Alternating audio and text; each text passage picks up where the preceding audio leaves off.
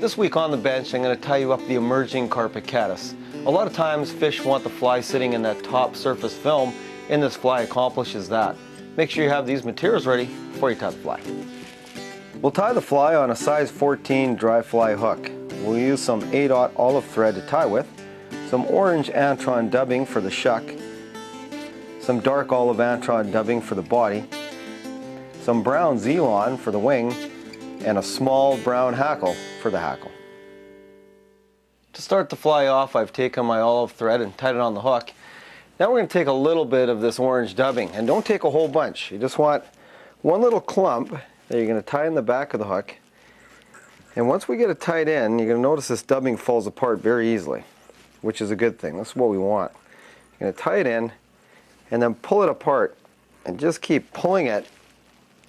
Just pull it back until you get a nice, just real thin trailing shuck off the back of the hook. Should be about the length of the hook, and it should be very thin. For the next step, we're going to take our green dubbing and we're just going to dub it very thinly on the body. So just dub it onto your thread. And if you want, you can always form a dubbing brush or a dubbing loop, but I just like to dub it directly on the thread. And then we'll wrap it forward and then wrap over with our thread to form the body and keep it fairly thin. After you have the body tied in, take your brown Zelon, and what we're going to do is put one wing off to one side. So tie in your brown Zelon near the eyelet and tie in one clump there.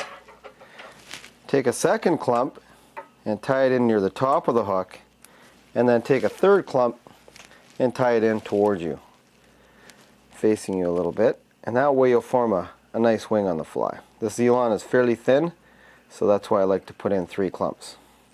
After you tied in the 3 Zelon wings, what we're going to do is form one wing.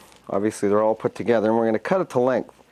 I like to pull it back just about the length of the body and trim it off there. Keep your wing fairly short. The last part to the fly is very critical. You want to keep the hackle as small as possible. You want it very small, so normally when we measure up the hackle, we'll measure it up the length of the hook gap. But I want mine shorter than that. I want that half the size, and I'm only going to take 2 turns of the hackle, no more than 2 turns.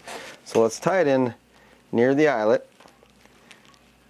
And then again, as I mentioned, cut off your excess and don't take any more than 2 turns on the hackle, and tie it off.